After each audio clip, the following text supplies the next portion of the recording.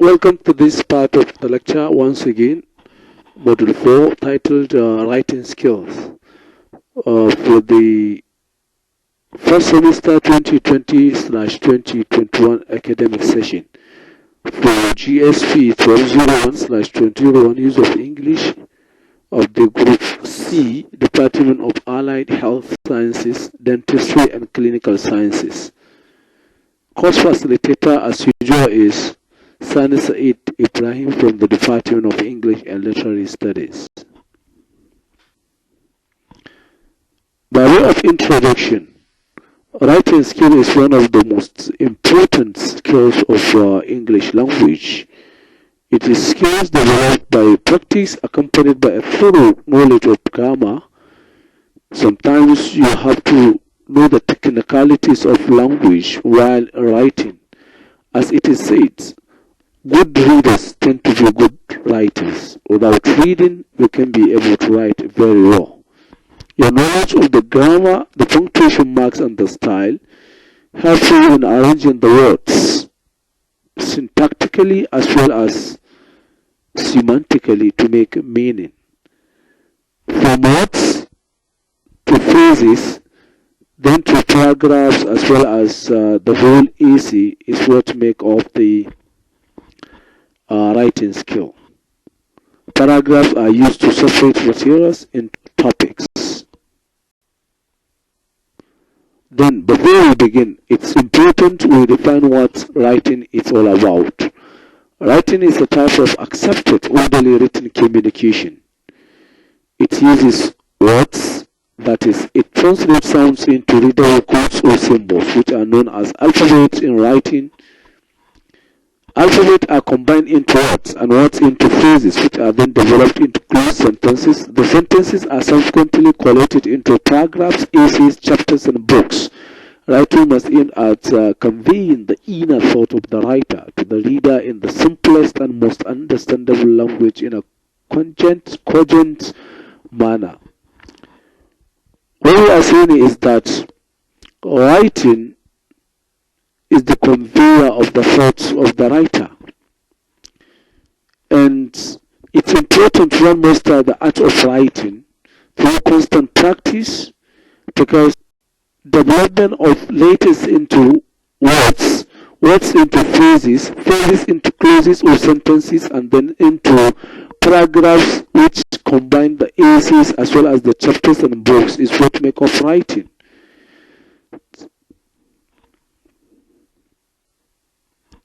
Then we come to the essentials of good writing. For a writing to be a good one or excellent one per se, it should have the following. Reader must satisfy the purpose of the writer and the reader. Writing is, we don't just write in vacuum. There should be purpose of the writing, and the reader is always at the heart of the writing and the writer himself. It must be well thought out such that the reader is able to identify its theme and purpose. Theme is the preoccupation or the central message of the writing. So if reader is not being able to grasp the theme of the writing, then the purpose of the writing has been defeated. A writer must choose a topic, a subject matter in which he is knowledgeable or can find materials to develop. It must be organized in such a way that the reader can adapt its trends. It must be coherent, all the parts live together as well as show a particular direction of thoughts. Coherence is the development of or sequential arrangement of the part of the writing which develops into one central idea. Without coherence, there will be no writing. That's why the writer must then use appropriate connective words, such as, however, even though, although of these cohesive markers have their purpose in writing. We don't just use them as to embellish the writing with the cohesive markers. In the sentences, the idea should flow based on the cohesive markers used. The words chosen must be sufficiently comprehensive for the reader to understand the content of the writing. Then come to the grammatical structures. A writer should have good use of concord, that is, between the subject and the verb. the spelling of the words as well as correct controlled punctuation marks that are called mechanical accuracy or traffic science. Writing must be legible, especially handwritten. It must be put into right channel, report format, letter minutes, article, memo.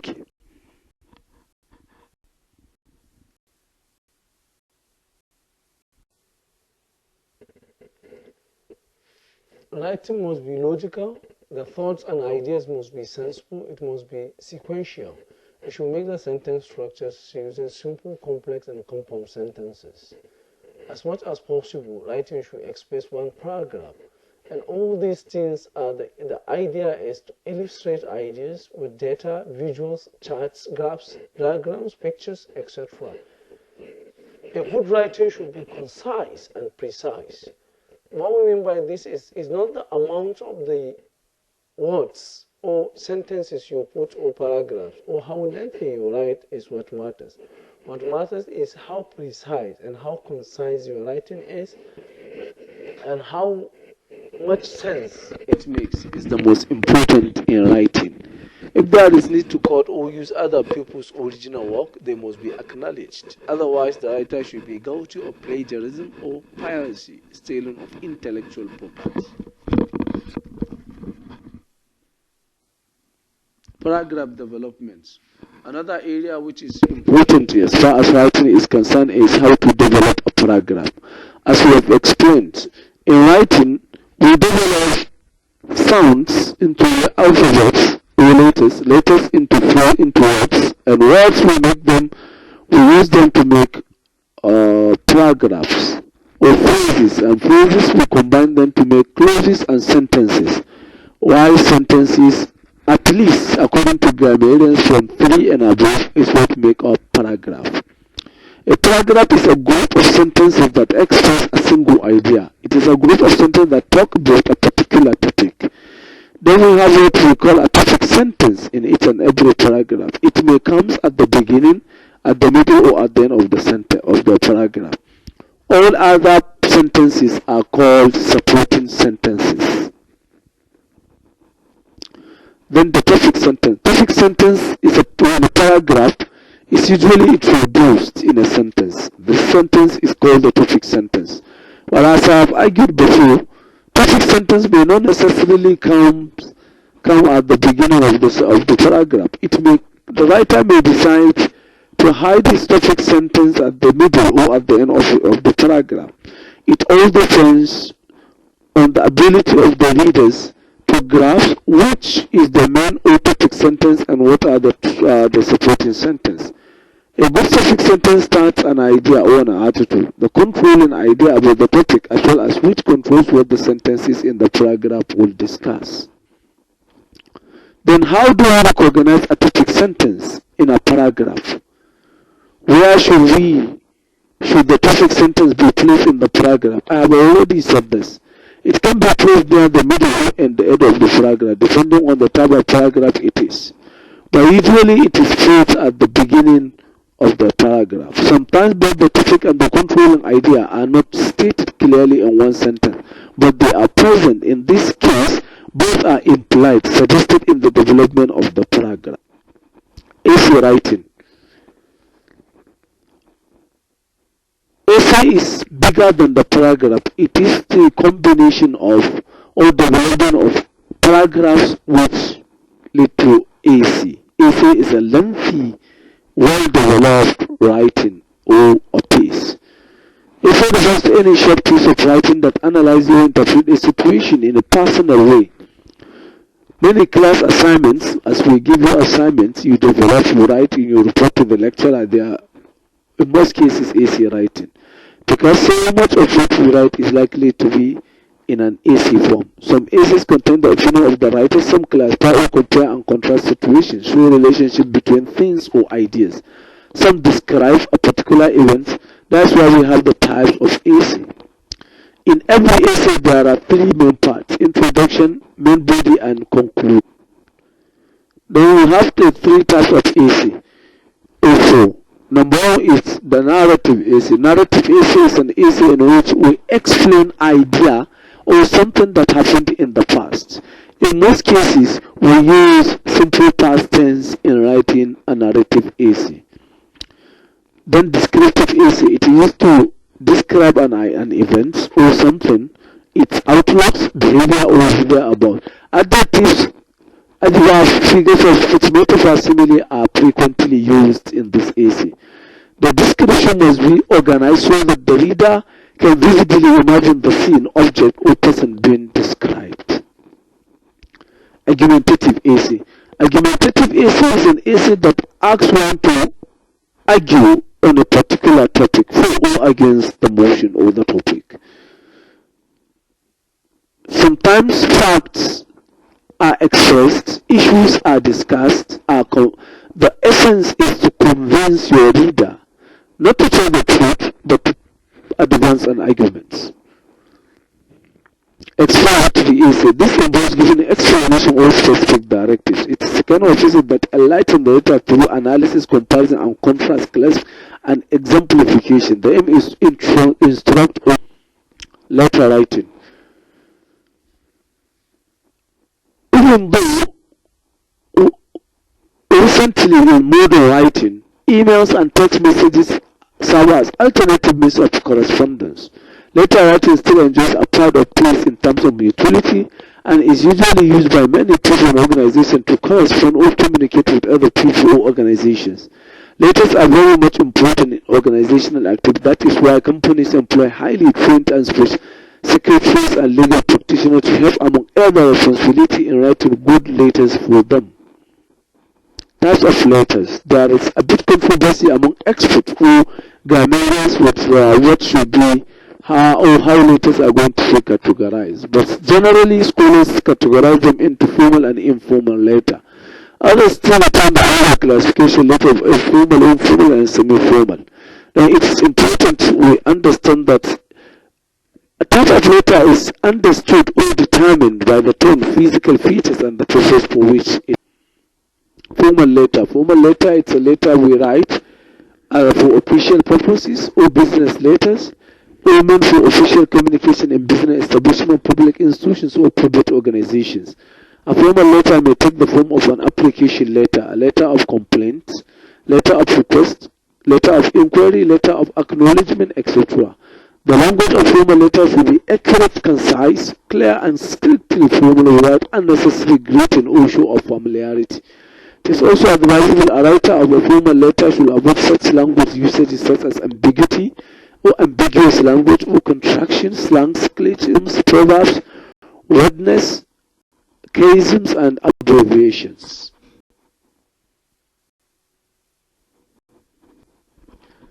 Format of a formal. Then we have address. We have the addressor and the addressee. The addressor is the person who is writing the letter. Then it comes at the top right hand of the letter. Then we have addressee, the person the letter is written to. Then his or her address is written at the left hand side corner of the letter. The left hand side of the page by the address of the recipient. We start with the first line following the last line of the address of the abbreviations such as St. Thomas for streets, ST for a road are not allowed in formal letter. The dates. Then we have the dates. How date is written is clearly explained as follows. Then you have the salutation, the kind of dear sir, dear ma. The salutation is always followed by a comma. For example, dear sir, dear madam. The type of reading of the letter is very important. It should be brief, concise, and directly told. Don't write in bold what the letter is going to talk about. Then you have the main body of the letter. This section contains the information which the letter aims to pass across. The section introduction, middle, and the conclusion of the introductory part of the letter gives the background information and the purpose of the letter. The middle presents and develops the item or the issues to talk about. The concluding part then sums up or summarizes the point raised in the body.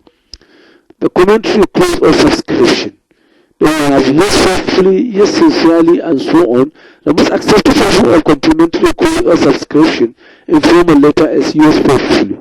with Y in uppercase and F in lowercase. Other alternatives of close and formal include yours truly, best regard, and sincerely yours. Note that only the first letter of the complimentary colon is written in uppercase. A comma should be used at the end of the complimentary colon before the signature and the name of the writer. Signature and name of the writer. The signature of the writer should follow the complimentary colon subscription.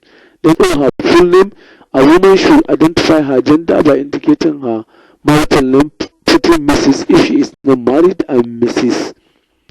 if she is married, or else Miss, which applies to both married and unmarried. All these titles should be written in brackets after her full name. So, in order to concretize what we have been doing so far, an example of a formal letter is given as follows. 122 Waziri Gidado Road is the addressor letter and the addressee. Example, the registrar of Bayero University, Kano. Then we have the heading or the salutation as dear madam or dear sir, letter of request for deferment of my studies as the heading. And then you have introduction, the body of the letter. Then you have subscription or closing. You have signature and the full name of the writer.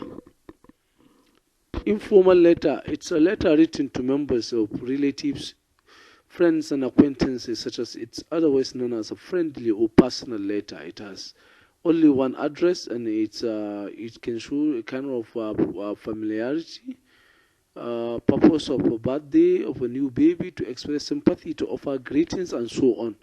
Due to the level of between the writer and the recipient of an informal letter, the language of the letter is expected to be relaxed, cordial and chatty. However, the level of informality in these letters may differ from one person to another. That means language use or diction depends on the person relationship with the writer. Then features of or format of an informal letter, you have the address of the writer. The informal letter only have the address of the writer written at the top right hand side of the first page, followed by the date. Like informal letter, the address of the formal can be in blocked or indented form. The writer may decide to punctuate the address and the date, or she may leave out the punctuation altogether, but one must be consistent. You have two options in writing the address. You can punctuate or leave it like that. This should be written before what is the date. Then the salutation as dear mother, dear father, dear daddy, dear friend, and so on. The salutation is always followed by a comma. The body of the letter, this is the stage where the writer explains the message he wants to pass to the. The language of informal letters may be used in its contracted form, such as doesn't for does not, you are, isn't for is not, I have for I have. One may begin an informal letter by asking about the person's family welfare. The complimentary clause, that is the yours sincerely, yours affectionately, yours and yours your loving daughter. Complimentary clause should be followed by a comma as well. The name of the writer should be written below the complimentary clause. Example of an informal letter is also given. You can see vividly written as usual. Then you have semi-formal letter. This is a letter which shares some characteristics of both formal and informal, such as it is regarded as a letter which is neither formal nor formal, not informal. Semi-letter, it's asks one writer. One writes someone he or she knows, but does not share close relationship or family, like your boss or your mentor, as something like it's neither formal not informal. You can't use informal language because you have a respect to the person, to the recipient. Is also not despite all this, is still not a letter. This is the end of the lecture 1 on this module, module 4. We shall continue in lecture